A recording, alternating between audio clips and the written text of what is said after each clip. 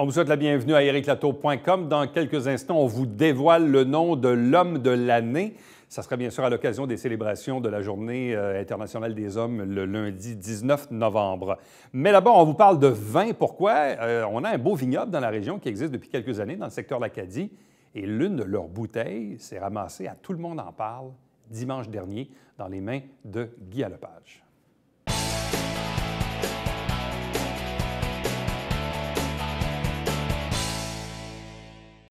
Dimanche soir dernier, en regardant, comme je le fais à tous les dimanches, Tout le monde en parle avec Guy Lepage, vous savez qu'au milieu de l'émission, il y a toujours un moment où on ouvre une bonne bouteille suggérée par un sommelière qui fait des chroniques dans les médias québécois.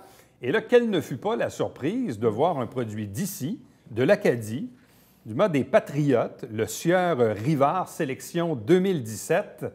Bref, je trouvais un clin d'œil intéressant parce qu'on est à l'approche du temps des fêtes. Peut-être que les gens vont faire des réserves, d'autant que les problèmes de grève et de lock-out à la SAC ne sont pas encore réglés. On va peut-être être pris au dépourvu. Avec nous aujourd'hui, France Clich, qui est l'une des copropriétaires du mât des Patriotes à l'Acadie. Bonsoir et bienvenue. Merci, bonsoir. Le saviez-vous que votre vin était pour être la vedette à Tout le monde en parle? On le sait juste un petit peu en dernier parce qu'il y a eu un processus de sélection. OK, d'accord. Donc, le processus de sélection a été fait avant, évidemment, le tournage de l'émission. Et c'est tous les vins certifiés rouges québécois qui ont été invités à la présélection. Puis c'est notre vin qui a été sélectionné par la sommelière Nadia Dufour et Guy Lepage. Wow! Alors, on était vraiment très, très contents, très, très fiers. Alors, c'était extraordinaire pour nous. Et on nous demande à ce moment-là aussi d'aller porter 4 caisses de vin. Et vous en aviez suffisamment? Oui, on en avait assez, oui, c'est sûr. Puis c'est ça, parce que les gens ils goûtent aussi, le public, OK, ont aussi accès à un verre de vin. Le public également, il goûte. Là. Exactement. Okay. Alors, c'est pas seulement les invités.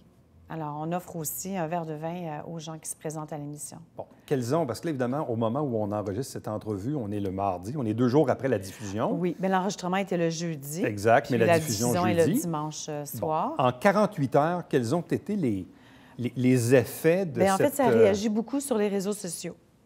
Puis il y a beaucoup de gens qui nous ont félicités, on a eu plein de compliments. Puis bon, les gens étaient très contents pour nous, très fiers et tout ça.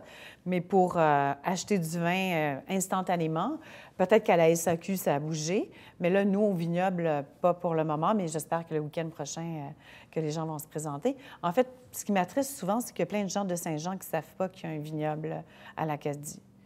Bien, en fait, sur le territoire. C'est un jeune et un vieux vignoble à la fois. Bien, en fait, c'est pas vieux, parce que vieux comme vignoble... Parce que dans le monde de la vigne, évidemment, 10-15 ans, c'est pas grand-chose, on s'entend. Non. Mais c'était drôle parce qu'au moment de votre ouverture, il y a quelques années, j'avais reçu, évidemment, Claude Rivard. Mais en même temps, ce qui me frappait dans cette entrevue-là, c'est de dire, oui, mais ça fait 10 ans qu'on a planté ça, là. Oui. C'est ça, en fait, on a commencé à planter les vignes en 2004. On a ouvert au public à la fin septembre 2012, quand on a terminé la restauration des bâtiments de ferme, puis qu'on avait suffisamment de vin de prêt pour pouvoir ouvrir au public puis vendre nos produits. Alors, donc, depuis 2012, on est rendu en 2018, ça fait 6 ans qu'on est ouvert au public. Bon. Et de l'ouverture à aujourd'hui, combien il y a de produits de disponibles maintenant? Comment va l'évolution, la croissance? En fait, nos vins sont offerts à la SAQ, mais on en envoie une petite quantité parce qu'on produit environ 14 000 bouteilles de vin par année. Donc, ça reste petit. On est en voie de développement. On a acheté des nouvelles terres sur le chemin des Patriotes et on va planter des vinifera. On a commencé cette année à planter du pinot gris. Puis à partir de la saison prochaine, du printemps prochain, on va planter chardonnay, pinot noir, pinot meunier. Alors, donc, ce qu'on a principalement au vignoble en ce moment, c'est des hybrides. Donc, l'hybride, c'est une vigne qui a été une vigne américaine et une vigne européenne qui ont été hybridées ensemble et qui produit une vigne qui va résister davantage au froid, à notre climat à nous. Mais en même temps, avec le réchauffement climatique et les changements climatiques que l'on vit, ça risque de changer la façon de produire du vin dans le sud du Québec. Bien, en fait, en ce moment, on doit protéger les cépages vinifera qui sont plantés parce que la vigne, les bourgeons vont geler à moins 15 degrés Celsius. Donc, si on veut avoir des fruits, bien, ça prend des bourgeons. Là, ce qu'on fait, c'est qu'on utilise une toile, un hypertextile. On recouvre les cépages avec l'hypertextile, puis on va gagner 15 degrés au sol. Et là, ce qui va vous permettre d'utiliser d'autres variétés de cépages. Oui.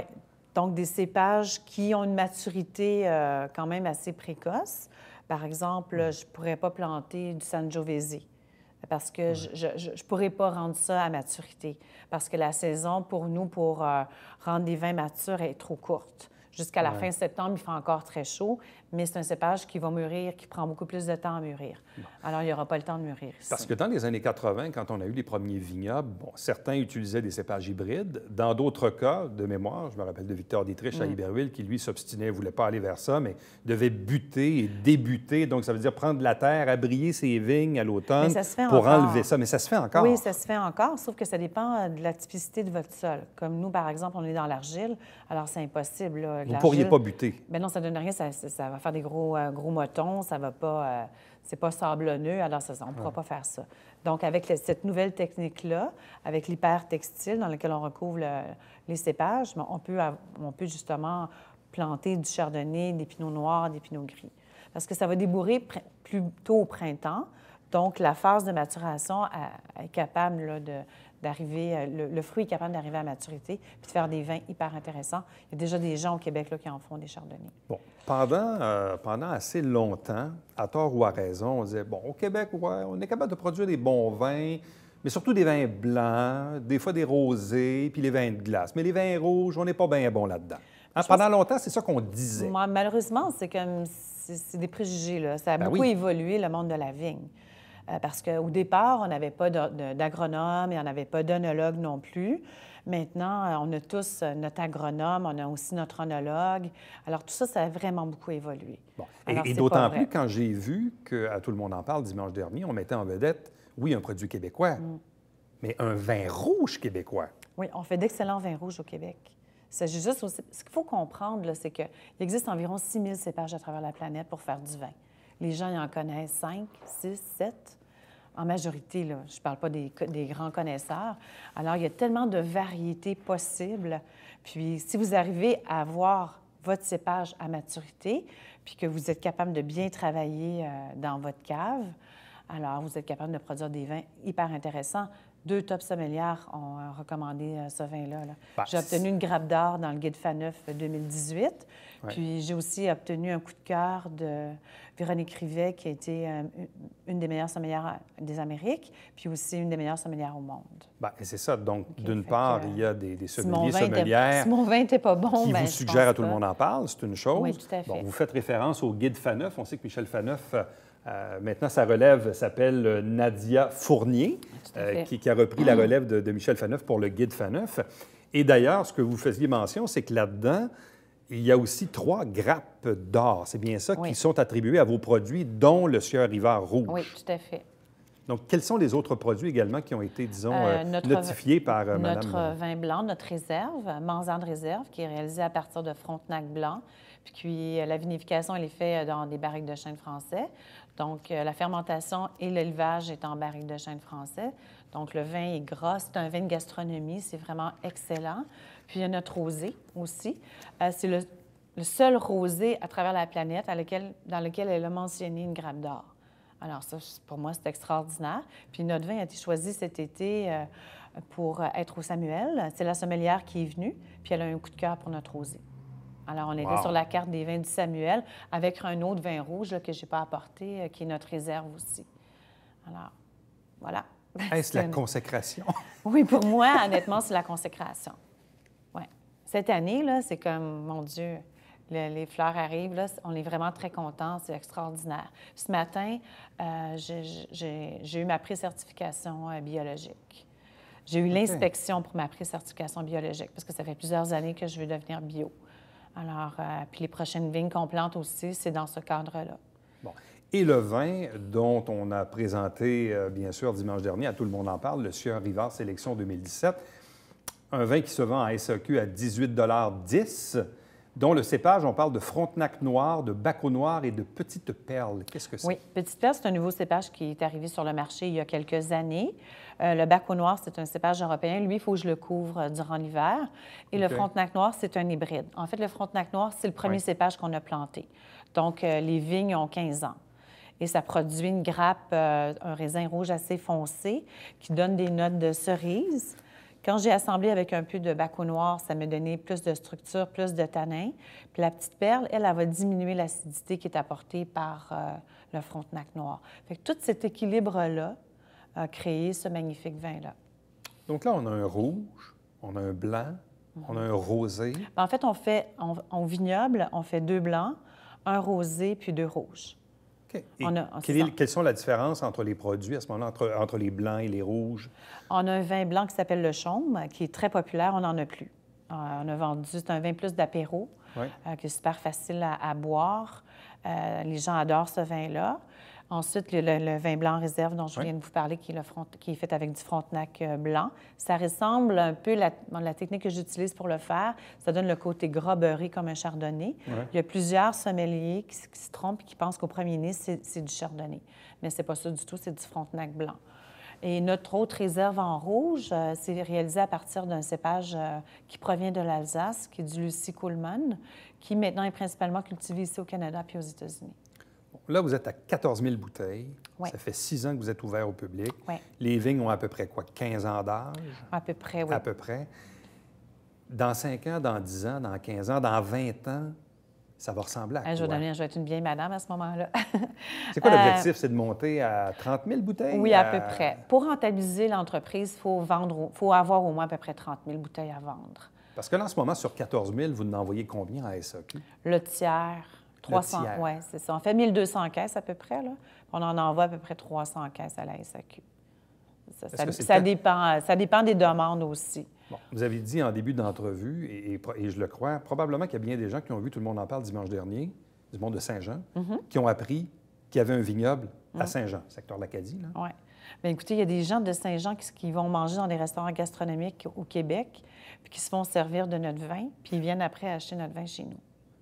OK? J'ai des gens de Saint-Jean qui ont mangé au Laurier Raphaël et on était sur le menu gastronomique du Laurier Raphaël il y a 2 ans avec le Frontenac blanc. Et des gens ont trouvé ça extraordinaire. Ils ne savaient même pas qu'il y avait un vignoble à Saint-Jean. C'est ça qui est malheureux, mais là, j'espère qu'à partir de ce soir, ça ne sera plus le cas.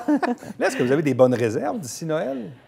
Les réserves sont en baisse. Qu'est-ce qu'il vous reste? Il nous reste, en fait, il nous reste 5 000 bouteilles. Il en reste 5 000 chez vous? Oui, c'est vraiment pas beaucoup. Puis évidemment, il y en a en SAQ. Oui, mais à la SAQ, je ne crois pas que ils nous ont commandé 65 caisses de sélection, mais on n'a pas pu leur en donner plus que 30. Okay. Parce qu'il faut aussi en garder pour certains clients qu'on a qui nous achètent beaucoup de ce vin-là aussi. Bon. Et là, à ce moment-ci de l'année, on est en novembre, puis tantôt, ça sera décembre. Les heures d'ouverture du vignoble ressemblent à quoi? On est ouvert de vendredi, samedi, dimanche et lundi toute la journée. OK. OK. Alors, puis on travaille dehors très fort parce que là, on doit installer les toiles pour l'hiver. Alors, on est là aussi. Là, si jamais quelqu'un se présente, on va ouvrir la porte. Là. On n'est pas... Mais on est ouvert vraiment au public. Là. La porte est grande ouverte là, du vendredi au lundi en ce moment. Mais pendant la période estivale, on est ouvert à tous les jours. Et vous êtes sur le chemin des Patriotes? Oui, à l'Acadie. Oui. Qui est en réalité le chemin qui est comme à l'arrière du Grand Pré, si on veut, ou du... Oui, c'est ça. Ça longe la petite rivière l'Acadie. Ça se rend jusqu'à Napierville. Puis si vous arrivez par le village, c'est le premier rang à gauche après l'église. Tout simplement. Oui. Est-ce qu'on dit le mât ou le mas des Patriotes? On peut dire les deux. Les deux se disent? Oui. En Europe, on dit le mas, entre autres. Oui, dans le sud de la France, on va dire le mas. Mais on peut dire les deux. Oui. Alors, donc, le mât des Patriotes, chemin des Patriotes, secteur l'Acadie, Saint-Jean-sur-Richelieu. Donc, allez faire votre tour. Merci beaucoup, puis bonne chance pour la suite. Ça me fait plaisir. Merci à vous. Restez avec nous. Au retour, on vous parle de l'homme de l'année.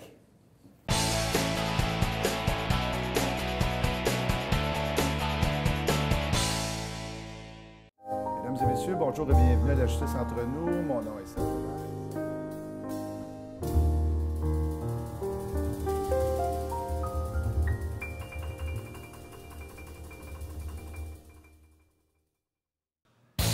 Salut, ici Alexandre Baudouin. Et François Trépanier. François, parle-nous un peu de notre invité cette semaine. Écoute, on l'appelle l'éclopé, le caquiste, l'informateur joannais, William Julien. Exactement, l'éclopé. Belle photo. Ouais. C'est pas jouer au hockey, fais du café.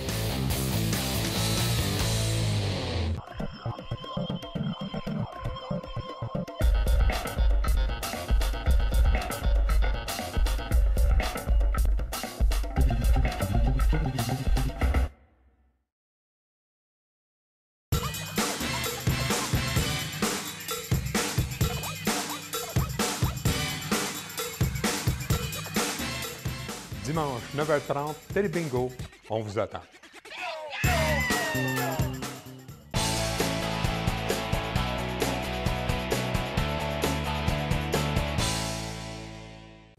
Depuis quelques années déjà, l'AREC Haut-Richelieu, donc l'Association des retraités de l'enseignement du Québec, secteur Haut-Richelieu ici, s'occupe un peu de cette journée de l'homme où en cours, on parle souvent de la désignation également de l'homme de l'année. Et je trouve ça intéressant que ce soit des enseignants, enseignantes à la retraite qui décident de s'occuper de ce volet-là de notre société, qu'il ne faut pas négliger non plus. Et on arrive un peu à ce moment-là de l'année. Deux invités pour en parler. D'abord, Renée Dallaire, qui est la présidente sectorielle pour l'AREC Haut-Richelieu. Bonsoir à vous. Bonsoir. Accompagnée de Michel Boulanger, qui est responsable du comité des hommes à l'AREC Haut-Richelieu. Bonsoir et bienvenue. Pourquoi l'AREC a-t-elle senti le besoin de s'occuper de cette cause, de la cause des hommes? Il y a plusieurs années, même avant que je sois nommée présidente, un comité des femmes a toujours existé. Et à un moment donné, il y a des gens qui ont dit que les hommes auraient besoin de se retrouver entre eux aussi. Parce qu'il y a des problèmes, il y a des choses à soulever, à discuter.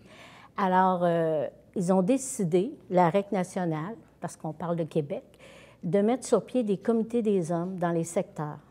Et dans le Haut-Richelieu, on est un des premiers secteurs à avoir eu un comité des hommes qui a pris sa place, des gens qui ont embarqué, qui ont travaillé, qui ont fait connaître les problèmes des hommes à travers le temps, à travers la vie de tous les jours. Puis je pense que le travail qui a été fait a fait ressortir beaucoup de choses. Et aussi la question de l'homme de l'année, parce que l'homme de l'année, je pense que ça, c'est important pour nos gens.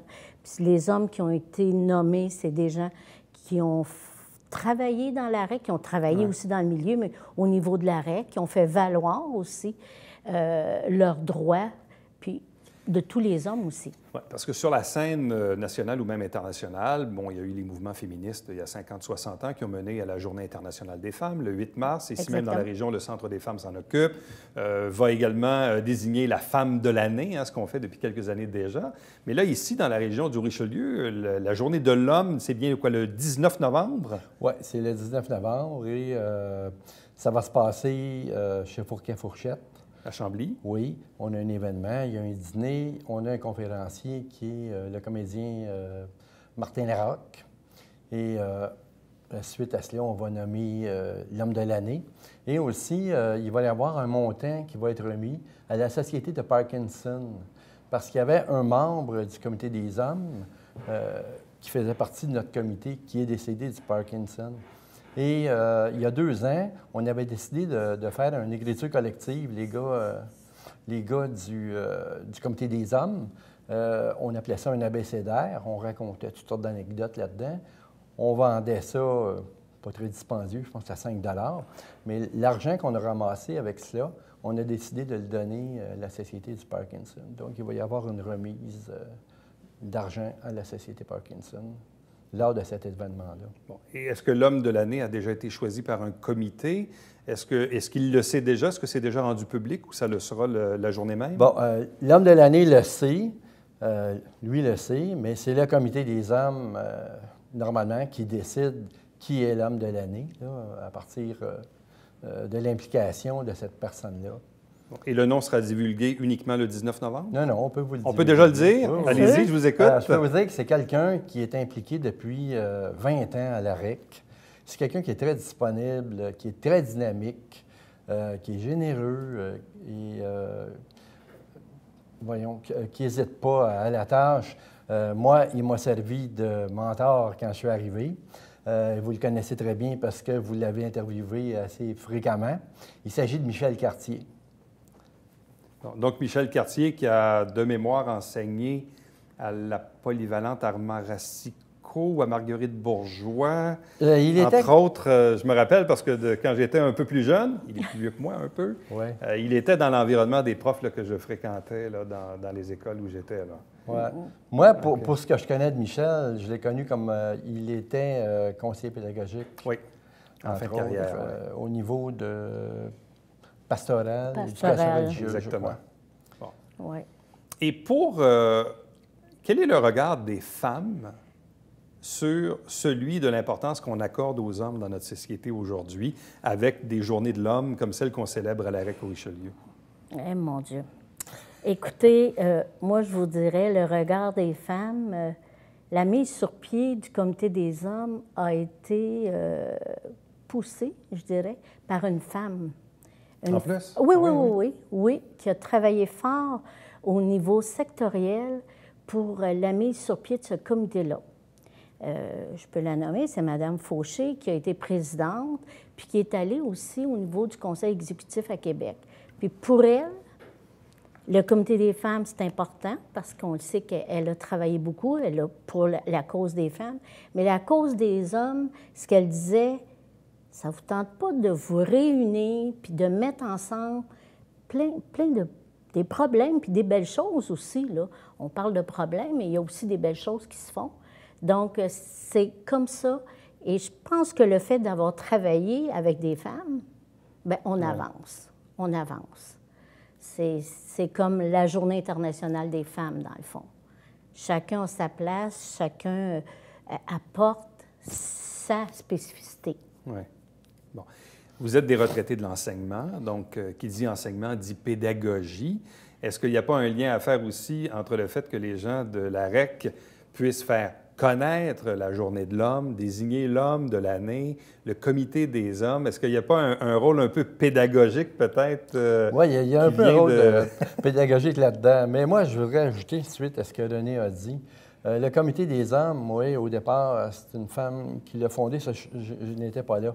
Je peux vous dire, au niveau de Michel Cartier, au niveau de Jean-Guy Gaudreault, Michel, entre autres, c'est des gars qui ont fait avancer le comité des hommes, qui se sont impliqués beaucoup pour que ils ont amélioré le comité des hommes et ils travaillent encore à cette cause-là. Et je trouvais que c'était important de le souligner, là. Mais en même temps, et vous le savez, les enseignants ont aussi un rôle à l'égard des élèves, à l'égard des étudiants. Souvent, on va se dire, quand on vieillit un peu, on va se rappeler de 2, 3 profs qui ont été significatifs. Puis on le sait, bon, dans les écoles primaires, pas beaucoup d'hommes enseignants. Hein, il en manque malheureusement encore beaucoup. Au secondaire, il y en a un peu plus. Mais souvent, peut-être pour les étudiants hommes, on va se rappeler, entre autres, bon, Jean-Guy Gaudreault est un exemple que moi je me rappelle, qui pour moi était un professeur significatif. Je me rappelle pas de tous mes profs, mais de Jean-Guy, je m'en rappelle. Ouais. C'est un peu parce que c'est un peu le rôle que les enseignants et les enseignantes jouent également auprès des jeunes. Bien, je vous dirais que oui. Et vous devez en rencontrer peut-être de vos anciens élèves une fois de temps en temps, je ne sais pas. Écoutez, là, mais... je vais juste vous dire, c'est que la REC, on parle beaucoup d'enseignants parce que la grosse majorité des oui, membres... c'est vrai, c'est plus élargi que ça même. C'est beaucoup plus élargi que ça parce qu'on a de tous les personnels, personnel de soutien, professionnel, la santé, les loisirs, tout ça. Mais il reste qu'on est... La majorité vient du milieu de l'enseignement. Puis, peu importe, je pense, le travail qu'on a fait, on a eu à faire avec des élèves.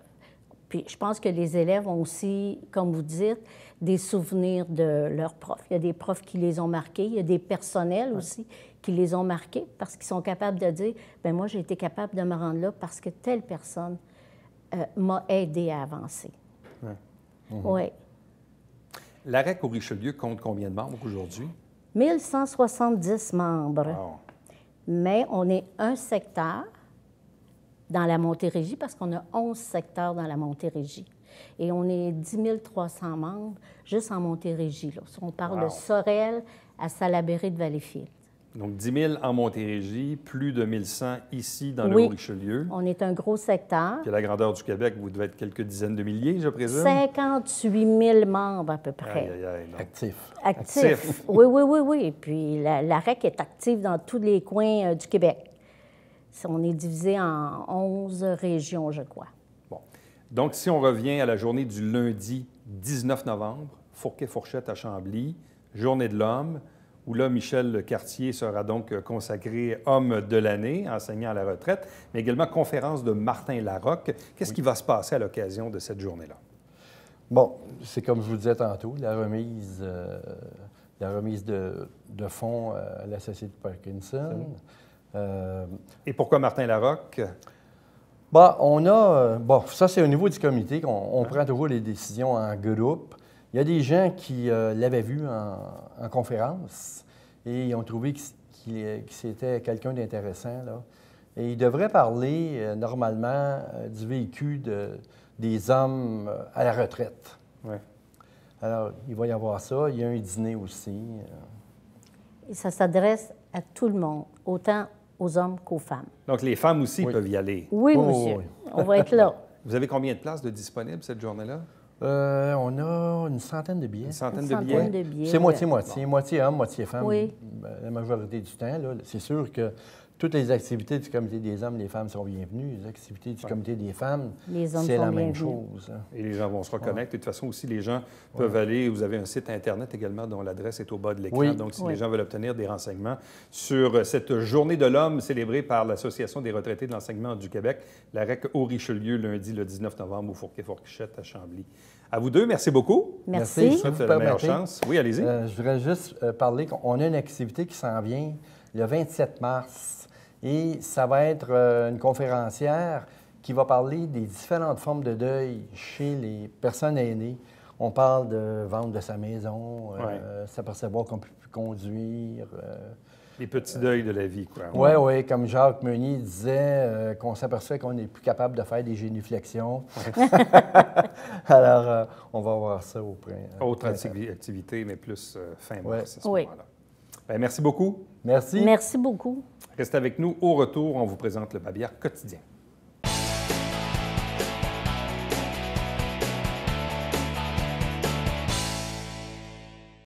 Samedi, le 17 novembre, chez Artaud, à 20h, le prochain spectacle, Quatuor de la 5e. Donc, vous pouvez vous donner rendez-vous, obtenir les renseignements également sur coopartaud.com. Chaque semaine, on vous présente et on vous résume et on vous choisit des extraits. Vous savez, maintenant, il y a une assemblée par mois. Ça dure quand même quelques heures. On fait évidemment quelques choix là-dedans pour vous présenter un résumé à l'émission Saint-Jean-sur-Richelieu, émission qui se retrouve également sur le site Internet. Le dimanche matin, 9h30 en direct, c'est bien sûr le Télébingo, 4 000 $ en prix, 30 dépositaires pour acheter vos livrets. Il y en a un peu partout sur le territoire. Et puis, entre-temps, pour m'écrire par courriel, Éric Latour en un mot, à commercial tvhr9.com. À demain. Bye-bye.